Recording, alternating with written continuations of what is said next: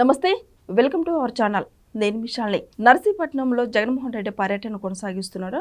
ఈ నేపథ్యంలోనే అక్కడ కీలకమైన ప్రెస్ మీట్ అయితే పెట్టారు. ఆ ప్రెస్ మీట్లో పదే పదే విమర్శిస్తూ గవర్నమెంట్ మెడికల్ కాలేజీల గురించి ప్రైవేటీకరణ చేస్తున్నారు కూటమి ప్రభుత్వం అని పదే పదే విమర్శిస్తూ వ్యాఖ్యలు చేస్తున్నాడు జగన్మోహన్ రెడ్డి. నిజంగా ఈ వ్యాఖ్యలను అసలు ఎలా చూడాలి, దీని మీద పూర్తిగా విశ్లేషించడానికి మనతో పాటు స్టూడియోలో ఉన్నారు సీనియర్ జర్నలిస్ట్ దుర్గ కుమార్ గారు ఉన్నారు. వారిని అడిగే విషయాలను తెలుసుకునే ప్రయత్నం చేద్దాం. నమస్కారం సార్. నమస్తే అమ్మ శాలిని, మన వీక్షకులు సార్. ఈరోజు జగన్మోహన్ రెడ్డి పర్యటనలో కీలకమైన ప్రెస్ మీట్ పెట్టారు. అయితే ఆ ప్రెస్ మీట్లో గవర్నమెంట్ మెడికల్ కాలేజీల గురించి పదే పదే విమర్శిస్తూ కూటమి ప్రభుత్వం మీద వ్యాఖ్యలు చేస్తున్న జగన్మోహన్ రెడ్డి. నిజంగా గత హయాంలో ఏం జరిగిందంటే ఏం చెప్తారు సార్? ఆయన హయాంలో వైఫల్యాలను ఏకరవు పెట్టినట్టుగా ఉంది, కానీ ఈ ప్రభుత్వం మీద విమర్శలుగా లేవయ్యి ఆయన ఎంత వైఫల్యం చెందాడో అనేది ఆయనే చెప్పుకుంటున్నాడు. ఆయన ఏమనుకుంటున్నాడంటే అడిగేవాడు, ఆలోచించేవాడు లేకపోతే ఏది చెప్పినా నమ్ముతారు అనుకున్నాడు. 2019లో నేను ఎన్ని అబద్ధాలు చెప్పైనా నేను అధికారంలోకి రాగలిగాను, అంటే వంచనే ఆయుధంగా నేను విజయం సాధించాను. మళ్ళీ అదే వంచన ఆయుధంతోనే ఇవాళ ఉత్తరాంధ్రలో నర్సీపట్నంలో ఆయన మాట్లాడిన తీరు చూస్తే అసలు ఎవరు కూడా హర్షించలేని పరిస్థితి. ఆయన పదే పదే ఒకటే చెబుతున్నాడు, పేదవాడిని ప్రభుత్వం అమ్మేసుకుంటుంది, మేము పేద ప్రజల కోసం ఈ హాస్పిటల్స్ ప్రతిపాదిస్తే వాటిని ప్రైవేటీకరణ అంటే పీపీపీ ద్వారా అంటే ప్రైవేట్ పబ్లిక్ పార్టిసిపేషన్, ఇది కొత్త ఫార్ములా ఏం కాదు. గతంలో కొన్ని దశాబ్దాలుగా భారతదేశ వ్యాప్తంగా పెద్ద పెద్ద ప్రాజెక్టులు, నేషనల్ హైవేసు అన్నీ కూడా జరుగుతున్నాయి. అయితే ఇవాళ ఆయన ఏం చెబుతున్నాడంటే దీని మూలన ఇంకొక 2350 మెడికల్ సీట్లు వస్తాయని చెప్పాడు. తర్వాత ఏటా 1000 కోట్లు కనుక ఖర్చు పెడితే 5 ఏళ్లలో ఈ పూర్తి అవుతాయి అని చెప్పాడు. ఆయన కూడా 5 ఏళ్ళు ఉన్నాడు. అదే వైజాగ్ సిటీలో కేవలం ప్రభుత్వ స్థలాల్ని తనఖా పెట్టి 25,000 కోట్లు అప్పు తీసుకున్నాడు. ఆ 25,000 కోట్లు అప్పు తీసుకున్న దాంట్లో ఇవాళ అక్కడ కట్టాలంటే కూడా 4 మెడికల్ కాలేజీలు ప్రతిపాదిస్తే 2100 కోట్లతో అయిపోయేది. ఆ రోజున అక్కడ తనఖా పెట్టి తీసుకున్న అప్పులో 10% కనుక పెడితే ఇంకొక మెడికల్ కాలేజీ కూడా వచ్చేది. ఇప్పుడు ఆయన ఎక్కడైతే నర్సీపట్నంలో నిలబడి మాట్లాడుతున్నాడో ఆ నిలబడి మాట్లాడుతున్న మెడికల్ కాలేజీ గురించి ఆయన చెబుతున్నాడు. రిషికొండని తవ్వి అక్కడున్న ప్రాజెక్ట్ ఆల్రెడీ రిసార్ట్స్ని తీసేసి ఒక పాడిగేదని అమ్మి దున్నపోతుని కొన్నట్టుగా అక్కడ కట్టినటువంటి ఆ భవనాలు నిరుపయోగంగా పడున్నాయి. ప్రభుత్వానికి ఒక వైట్ ఎలిఫెంట్ అంటే తెల్ల ఏనుగులాగా, అంటే దాన్ని మెయింటైన్ చేయటమే కష్టం. తర్వాత అది ప్రతి సంవత్సరము 50 కోట్ల రూపాయల అద్దె వస్తుందని ఆనాటి పర్యాటక శాఖ మంత్రిగా ఉన్న రోజా గారు చెప్పారు. మరి వాళ్ళ రోజున ఒక 10 కోట్లకైనా కూడా ఆమె అద్దెకిచ్చి తెప్పించలేని పరిస్థితి. అసలు ఎవరు తీసుకోవటానికి కూడా సిద్ధపట్టలేదు. ఇలాగే ప్రైవేట్ పబ్లిక్ పార్టిసిపేషన్ ద్వారా పని ఎవరన్నా ప్రైవేట్ వాళ్ళు వస్తే అద్దెకిస్తే ప్రైవేట్ ఆడిది డబ్బే కదా, ఆ డబ్బు వాళ్ళు అద్దె కట్టాలి, కానీ ప్రభుత్వంకి ఆదాయమే కదా, అది ప్రజల కోసమే ఖర్చు పెడతారు. ఇప్పుడు ఆయన టైంలో ఎందుకు ఖర్చు పెట్టలేకపోయాడు? ఇంత విజన్ చెప్తున్నాడు కదా, ఇన్ని సీట్లు మెడికల్ కాలేజ్ వస్తాయి, ఇంతమంది పేద విద్యార్థులకి మెడికల్లో సీట్లు వస్తాయని. అవును, మెరిట్ మీద ఇవాళ రేపు నీట్ అని కేంద్ర స్థాయిలోనే ప్రవేశ పరీక్షలు పెట్టి అలాట్మెంట్ చేస్తున్నారు. ఇప్పుడు ప్రభుత్వం ఒక్కసారిగా 8,000 కోట్లు ఖర్చు పెట్టలేకే కదా ప్రైవేట్ సంస్థలను ఆహ్వానించింది.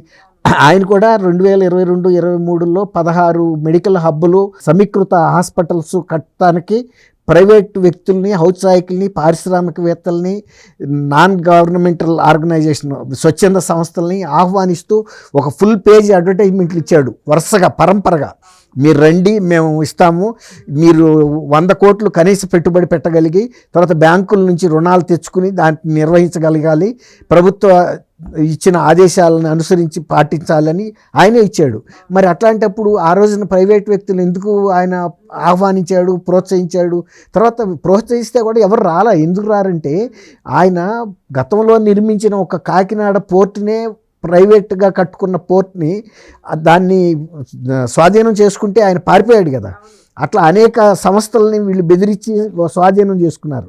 అలాంటి వ్యక్తులు ముఖ్యమంత్రిగా ఉన్నప్పుడు ఏ ప్రైవేటు సంస్థ కానీ స్వచ్ఛంద సంస్థ కానీ ఎవరు కూడా ఇట్లాంటి పెట్టుబడులు పెట్టడానికి రారు. తీరా కొంత కట్టిన తర్వాత వీళ్ళు సంతకాలు పెట్టించుకుని వాళ్ళ వశం చేసేసుకోగలరు.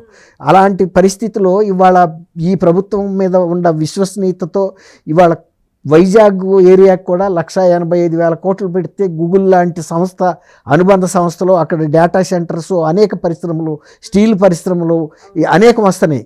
ఇవాళ వైజాగ్ టైంలో భూములు తనఖా పెట్టుకుని తనకు స్వార్థానికి తీసుకున్నాడు. కానీ ఇవాళ ఈ ప్రభుత్వం వచ్చిన తర్వాత అంత అభివృద్ధి రావటం కూడా ఆయనకి కన్ను కొడుతుంది. ఎందుకంటే తను చేయలేని అభివృద్ధి వైజాగ్ ప్రాంతంలో ఈ గవర్నమెంట్లో జరగకూడదని అక్కడ శాంతి భద్రతలు విఘాతం కల్పించడానికి రెచ్చిపోయి వాళ్ళు వెళ్ళి అక్కడ ఈ మాటలు మాట్లాడుతున్నాడు. సార్, జగన్మోహన్ రెడ్డి ఈరోజు ప్రెస్ మీట్లో కూడా అదే ప్రస్తావిస్తున్నాడు. విశాఖ స్టీల్ ప్లాంట్ గురించి ప్రైవేటీకరణ జరుగుతుంది, వాళ్ళకి అండగా నేను ఉంటాను అని వ్యాఖ్యలు చేశాను. అంటే గత హయాంలో ఏం చేసిన జగన్మోహన్ రెడ్డి గారి టైంలో మీకు ఇంకొక విషయం చెప్తే ఆశ్చర్యపోతారు. ఆయన ముఖ్యమంత్రి అయిన కొద్ది నెలల్లోనే అసలు ఆ విశాఖపట్నం స్టీల్ ప్లాంట్ని పీకేసేసి విశాఖపట్నానికి కొన్ని వేల ఎకరాలు, దాదాపు ఒక 15-20 వేల ఎకరాల భూమి ఉంది.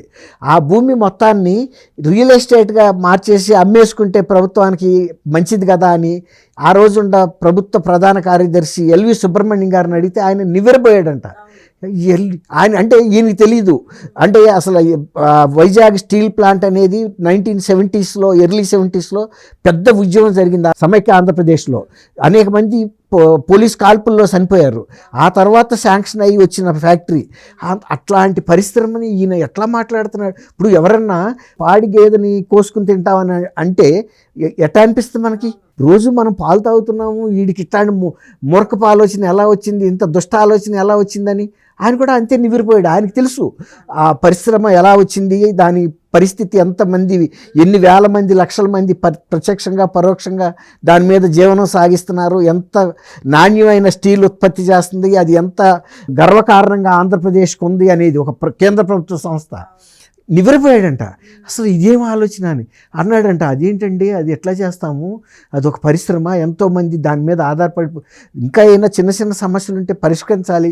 ఒకవేళ ఐరన్ ఓర్ కనుక తగినంత అందకపోతే అడగాలి కేంద్ర ప్రభుత్వాన్ని, దీనికి ప్రత్యేకంగా మాకు ఐరన్ ఓర్ కేటాయించమని, అట్లా చేయాలి. కానీ ఇటువంటి వ్యక్తి వచ్చి ఇవాళ వీళ్ళని, మన కేంద్ర గనుల శాఖ మంత్రి కూడా ఈ ప్రభుత్వం వచ్చిన తర్వాత వైజాగ్ వచ్చి వైజాగ్ ఎంప్లాయీస్తోనూ వైజాగ్ ప్రజలతో బహిరంగ సభలో బహిరంగంగా చెప్పాడు, మేము 15,000 కోట్ల రూపాయల కేంద్ర ప్రభుత్వం తరపున కూడా సపోర్టింగ్ ఫండ్ ఇస్తున్నాము, తర్వాత డెడికేటెడ్ మైన్స్ ఇస్తాము, రాష్ట్ర ప్రభుత్వం ఇంత చొరవ చూపిస్తాం, మాకు కూడా సంతోషంగా ఉంది. ఎందుకంటే రాష్ట్ర ప్రభుత్వం కూడా అందులో భాగస్వామి, తను భూమి ఇచ్చింది, అట్లా తను భాగస్వామి, తను పెట్టుబడి పెట్టింది. అట్లా ఈ ఉక్కు పరిశ్రమని వీళ్ళతో కాబట్టి, ఇది కాకుండా ఇంకో ప్రైవేటు ఉక్కు పరిశ్రమ కూడా నక్కపల్లి దగ్గర వస్తుంది, ఇంకోటి మిట్టల్స్ నుంచి, అది కూడా చాలా భారీ పరిశ్రమ, దాదాపు 1,00,000 కోట్ల రూపాయలతో వస్తుంది అది కూడా. అలాంటి అప్పుడు ఇంకా వైజాగ్ స్టీల్ ప్లాంట్ గురించిన ఆలోచన ఎందుకు జగన్మోహన్ రెడ్డి గారికి? ఈ ప్రభుత్వం, కేంద్ర ప్రభుత్వం రెండు కూడా భాగస్వామ్యంగా ఉన్నాయి. కేంద్రంలో తెలుగుదేశం ఉంది, రాష్ట్ర ప్రభుత్వంలో భారతీయ జనతా పార్టీ భాగస్వామ్యం, కూటమిలో భాగస్వామ్యం. వీళ్ళు ఎందుకు ఆ పరిశ్రమను మూసేస్తారు? అనవసరపు మాటలు. ఇప్పుడు తను చేసిన తప్పులు చెప్పకుండా ఇవాళ కనుక కూటమి ప్రభుత్వం కనుక ఆ కార్యకర్తలు వెళ్ళి ఋషికొండ దగ్గర ఈయన కట్టిన ఈ నిర్మాణాలు ఎందుకు కట్టారని కనుక అక్కడ నిరసన ప్రదర్శన చేస్తుంటే ఇక్కడికన్నా కూడా ప్రజలు అక్కడికి వచ్చేవాళ్ళు. అది ప్రజల డబ్బు నువ్వు దుర్వినియోగం చేసావు. ఇక్కడ నువ్వు అక్కడ ప్రభుత్వ ఆస్తుల్ని, ప్రజల ఆస్తుల్ని తాకట్టు పెట్టి డబ్బులు తీసుకుని వెళ్ళిపోయి ఆ నర్సీపట్నం కాలేజీలు, మిగిలిన 3 కాలేజీల్లో కూడా 10% పూర్తి అవ్వలేదు. అంతే, కేవలం 21,100 కోట్లు అయితే ఆయన పెట్టింది 210 కోట్ల రూపాయలు ఇప్పుడు ఖర్చు పెట్టింది. ఆ 10% ఖర్చుతో ఈ ఆసుపత్రుల నిర్మాణాలు అవుతాయా, మెడికల్ కాలేజీ నిర్మాణాలు అవుతాయా? ఎంత చేయాలి? ఇల్లు అలకంగానే పండగ కాదు కదా. భవనాలు కట్టినా కూడా అందులో ఎక్విప్మెంట్ కూడా అంతకన్నా ఖరీదు అవుతాయి. ఎందుకంటే మెడికల్ కాలేజీస్కి కావాల్సిన ఎక్విప్మెంట్ ఇవ్వాలంటే. మరి అలాంటి ఏమీ చేయకుండా ఇవాళ వచ్చిన ఈ ప్రభుత్వాన్ని ప్రజల కోసం మేము చేస్తే చేయటం లేదని విమర్శిస్తాం అంటే తను వైఫల్యాలే వాళ్ళు స్పష్టంగా కనపడుతున్నాయి ప్రజలకి.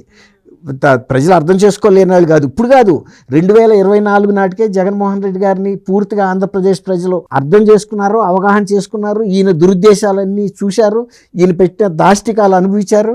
అందుకే అసలు ఇక నీకు ప్రతిపక్ష నాయకుడు హోదా కూడా అనవసరం అని చెప్పి 11 సీట్లకి పరిమితం చేస్తే పోనీ ఇతను మాట్లాడేది అసెంబ్లీలో మాట్లాడితే విలువ ఉంటుంది. నువ్వు ఏం చెప్పదలుచుకున్నావు అంతేగాని నువ్వు వెళ్ళి అక్కడ రెచ్చగొట్టి నీ పార్టీ కార్యకర్తలు రెచ్చగొట్టి ఏదో ఒక అరాచకం చేయాలని, తర్వాత ఈయన చేస్తున్న అరాచకం వలన పారిశ్రామికవేత్తలు ఆంధ్రప్రదేశ్లో మళ్ళీ గతంలో లాగానే గందరగోళంగా ఉంది, అక్కడికి వెళ్తే జగన్మోహన్ రెడ్డి బతకనివ్వడు, మనం ఏదైనా పెట్టుబడులు పెట్టినా అవి కూడా మళ్ళీ భూమిపాలు అయిపోతాయి. వైజాగ్ లాంటి స్టీల్ ప్లాంట్ని అంత బాగా రన్ అవుతున్న ఫ్యాక్టరీని అతను ఆ మాట అన్నాడంటే ఆయన మనస్తత్వం ఎట్లాంటిది అర్థం చేసుకోవాలి. సరే, జగన్మోహన్ రెడ్డి ఎప్పుడు ఎస్టీ ఎస్సీ బీసీ వాళ్ళు నేను అండగా ఉంటానన్న వ్యాఖ్యలు చేస్తుంటాడు.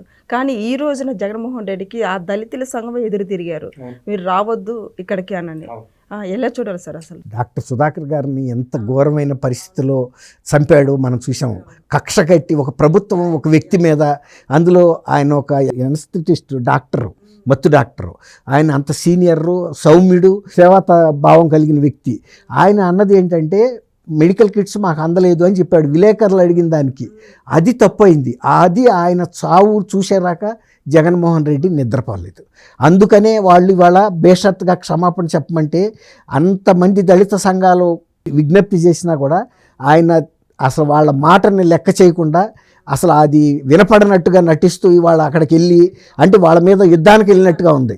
వాళ్ళే కనుక ప్రతిఘటిస్తే, ఏదైనా పోలీసులు కనుక లాఠీ చార్జో కాల్పులో జరిగితే ఎవరు బాధితులు అవుతారు? ఈయన బాగానే ఉంటాడు కానీ వాళ్ళు బాధితులు అవుతారు. కాబట్టి ప్రజల పట్ల ఆయనకి ఏ రోజు స్పందన లేదు, మంచి బాధ్యత కూడా లేదు.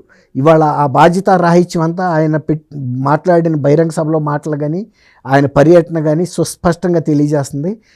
తర్వాత ఇంకోటి ఏంటంటే ఆయన మాట్లాడుతుంటే ప్రజలు స్పందించకపోతుంటే పైనుంచి బొత్స సీఎం సీఎం అని అరవమని ప్రోత్సహిస్తున్నాడు. మీరు చూడండి విజువల్స్లో, ఆయన వెనకాల నుంచి ఆయనకన్నా ఎత్తుగా ఉంటాడు కాబట్టి ఆయన చేతికి తలకి రెండు పక్కల ఈ చేతులు ఉన్నాయి, ఇట్ట ఊపుతున్నాడు కార్యకర్తల్ని.